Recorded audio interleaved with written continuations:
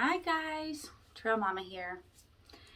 I am going to start making videos again. I'm sorry that I took off for such a while. I just had some personal things I was going through, and so I needed to not do it for a little while. But now I'm back. Anyway, I wanted to tell you about my most recent excursion on the Laurel Highlands Hiking Trail. So one of my last videos was about my attempt at doing the trail in one push, and I ended up stopping. I wasn't able to complete it that day. And I had started Ohiopyle, and I got off at 271, which was like 56 miles, 57 miles almost. And, I shared all about that journey. Well, since then, last year, it was around the summer solstice, I decided to try it again.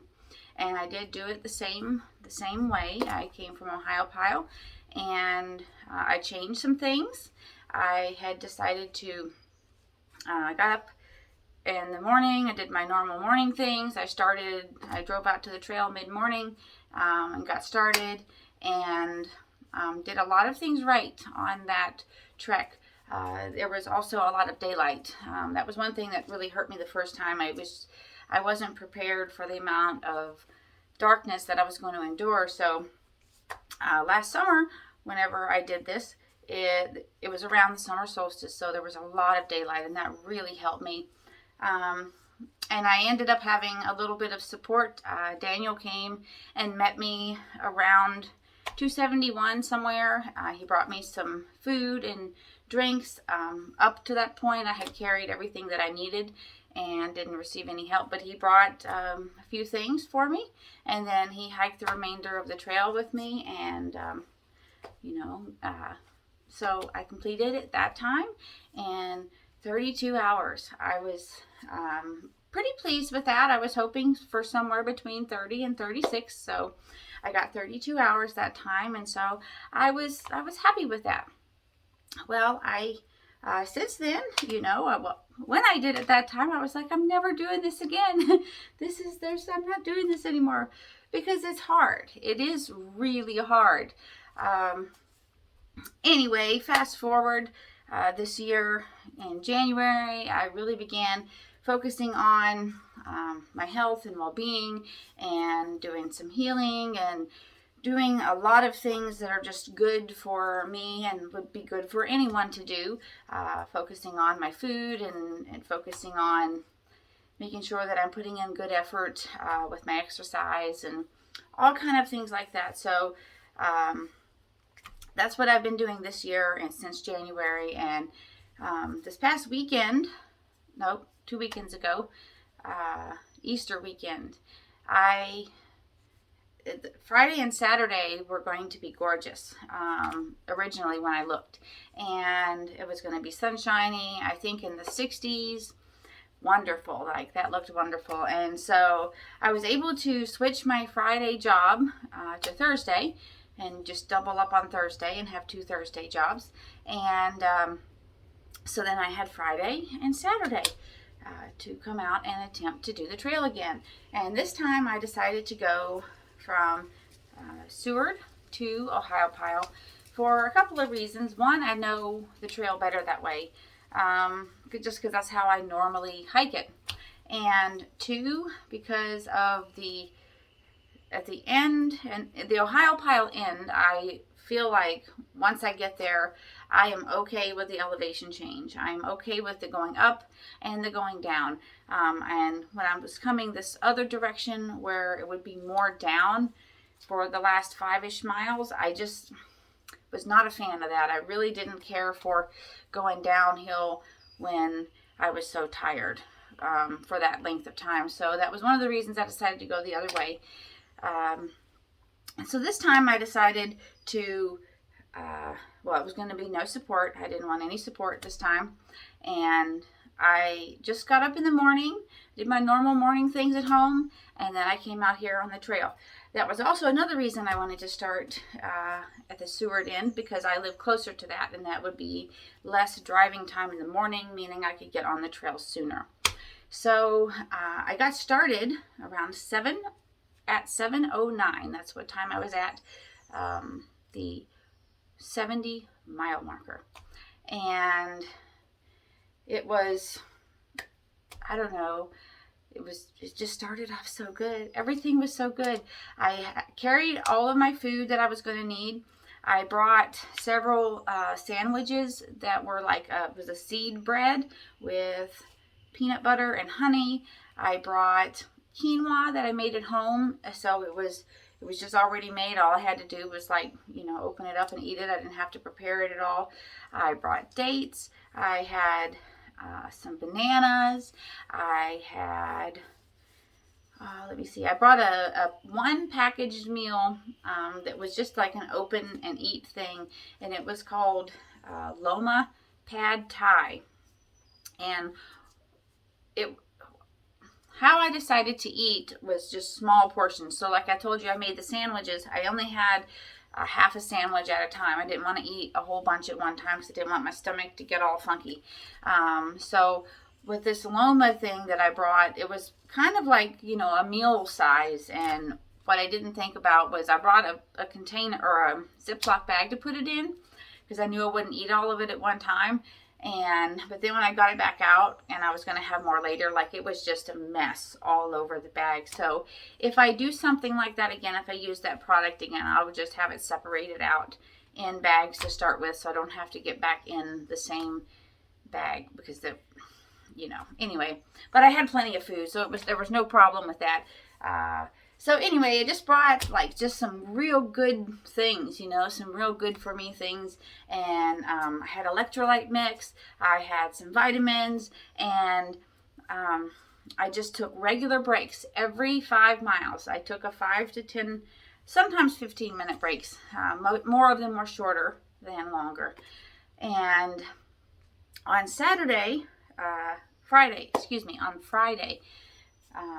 like I said, it was a beautiful day. So there were some people out in the trail. I didn't I said hi to everybody, but I didn't have much conversation with most of the people that I talked to.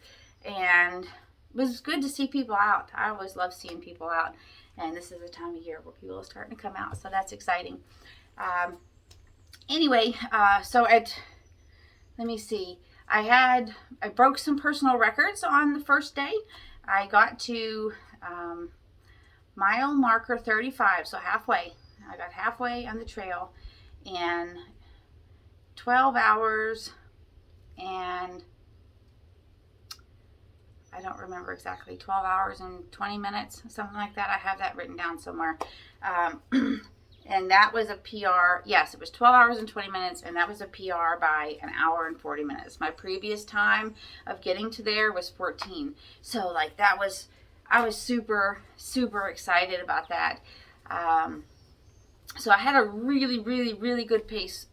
Well, it was a good pace for me in the daylight. And then I knew when the dark came that was going to change things, because you have to be much more aware in the darkness. You have to pay attention. So in the daylight, you can see this trail is so very well defined.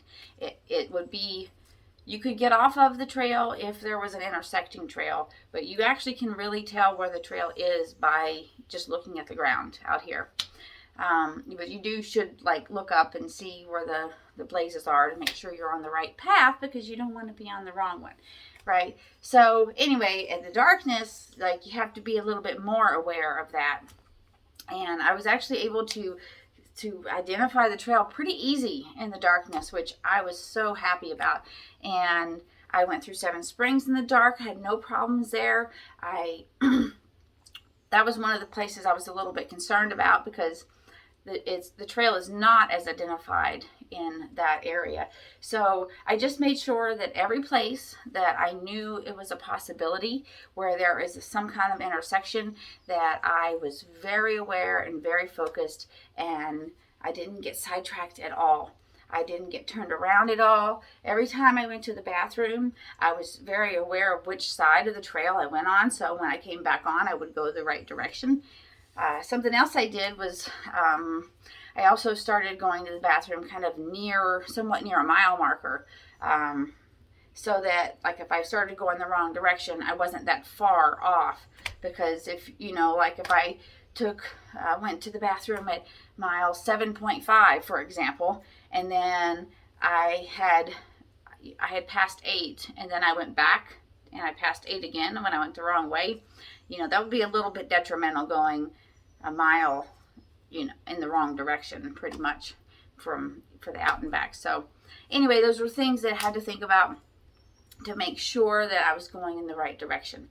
So all of that, it was so smooth.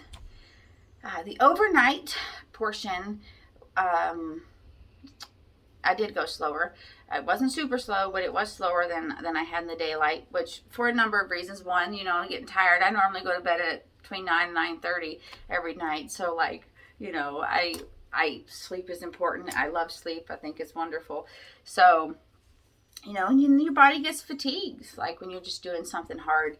And so, what happened overnight? There were 2 things that happened overnight that were a little bit out of the ordinary, or that gave me some concern. So one thing that happened was around, I don't know what time it was, but I was near mile marker 15, and it was in the dark. The wind picked up, and I had looked at the forecast. So when I looked at the forecast, I looked at it kind of for my area, and things can vary. It can vary across miles. And so I didn't know I didn't check like Ohio Pile weather, and that was kind of a mistake. I should have done that. So anyhow, in the middle of the night, when I was near mile marker 15, the wind picked up and it started sprinkling. And I did know that there was a chance of rain, but I didn't think that it was supposed to storm. I didn't think that it was supposed to be anything that should be of any major concern. Just from what I had seen. And then the wind, it picked up pretty good, and I'm like, oh no, man, like I'm out here in the middle of nowhere, right? I'm not by any shelter. And so the concern with that is trees falling. And that happens fast. And if you're in the way, you're going to get hurt or killed. Like that's what it is. So, I began, as I was going to take a break at 15, but because of the wind, I decided not to. And I waited till I got further and it calmed down, and then I took a break. But, I began looking for like big rocks, and, then my friend Chris told me that you could also like look for downed trees, just something that if I needed to get beside something, if the winds got more severe, that would protect me a little bit, because there was, I figured if a tree fell, and at least if it hit the rock, it wouldn't like smash me. So I didn't have to do that though, but like that, that did become a concern in the middle of the night. But it only lasted maybe an hour. I don't know. It might have even been less than that. So nothing happened there. But thank goodness. I'm so glad it didn't continue. The other thing that happened, which was just my mind, I suppose, working on itself, was I was coming up towards the 653 connector trail that goes to the parking lot. And it was sometime in the middle of the night, and I would say 3 in the morning, but I don't know for sure if that's what time it was, but it was at a time of the day when there would not typically be people out. Okay, that's what time it was. So when in the darkness out on the trail, there's not lights, right? Your light is your headlamp. But you can see lights far off. You can see, oh, well, I must be nearing a road because I see what looks like a street light, or you just see lights. You see lights around anytime you're near where there is civilization. So, but none of the parking areas and none of the shelter areas, there are no like light poles there. There's, any light that's there is one that we bring. We, as in the hikers, would bring to there. So anyhow, I was nearing the 653 like connector trail, And in the distance, like towards where the parking lot would be, I saw two lights.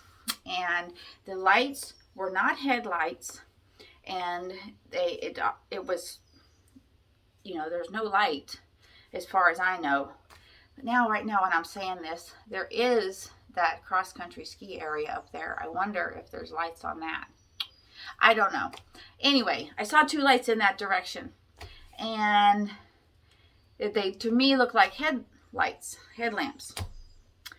And I was like, wow, that's weird. Why are there lights up there? I don't know why there are lights up there. Are there people up there? Are they waiting for me? Because I did put out publicly that I was doing this. And I just, I thought, oh man, what if somebody's waiting for me up there? What if somebody's going to come and try to hurt me? Well, I had nothing. I had no kind of like weapon. I had nothing to essentially protect myself. I forgot my poles at home. I didn't have my poles. I didn't have anything really with me. And normally I wouldn't even think of things like that. But my mind was going just because I was getting fatigued. I feel entirely safe out here.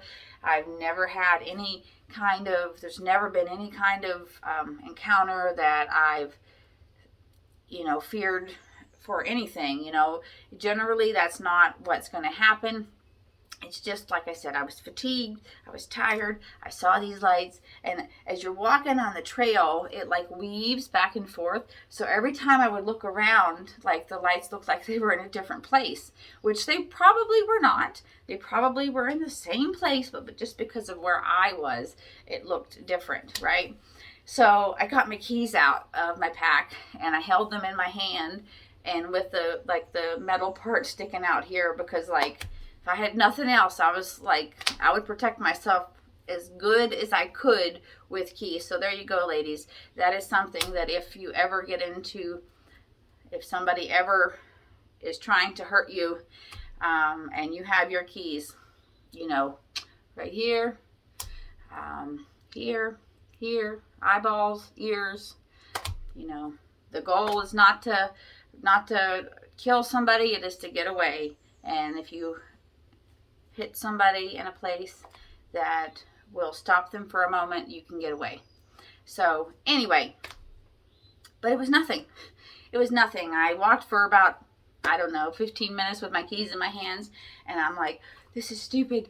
If they were going to get me, if that was somebody, they would have already gotten me, So then I put my keys away. It was absolutely nothing. It was just something that I experienced in my head that was like, oh no, what if something's happening here? So anyway, those were the only two things that happened, really, as a hiccup, but was it really even a hiccup? I don't know. Probably not. As I was telling you also about all that wind picking up, when I was coming towards mile marker 15, I was going to take like a half an hour break, and that wind prevented me from doing that. And I'm actually really glad I didn't do that, because as I thought about it later, I thought if I would have sat down for 30 minutes, a couple of things could have happened. I could have fell asleep because I was tired. I could have fell asleep. Or if I didn't fall asleep, when I got back up, my body was going to be like, no, you do not need to be doing this. So anyway, I didn't have that. I just didn't do that. I ended up not taking that long of a break. And it probably was just a good thing, it was just a good thing that didn't happen. And then it got daylight. I don't know what time the daylight came exactly. I think 6 something. I'm not sure. My headlamp was good. I ended up changing the batteries probably like 5 in the morning. So that's another thing. Always take batteries with you. And it was the nighttime was pretty smooth. I was so happy with that. So in the morning, it got daylight when I was like around mile 10. I took a break there, and that's when I let everybody know where I was then. So, and at that time, let me see, at 24 hours, I had gone 62 miles. So that was another personal best for me.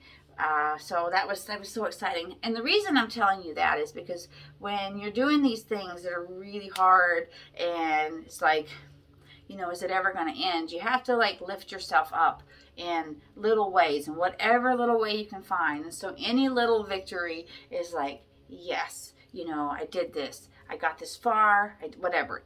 Everything. You have to kind of like decide to celebrate everything, so that just to give yourself like this motivation to keep going and to keep doing what you're doing.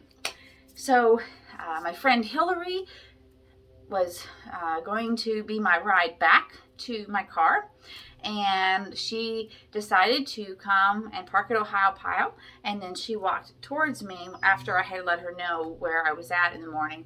And so I ended up meeting her around between 4 and 5, mile markers 4 and 5, and that was so nice. It was so nice to see somebody that I knew and to be able to talk about whatever was happening overnight, and like the journey, and all of this. So it was just so good, and I was so proud of her too, because she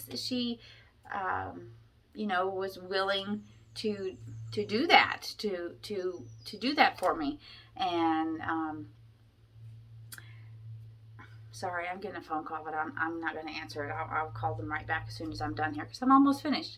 So anyway, so she came, like I said, and I met her around, but it was between 4 and 5.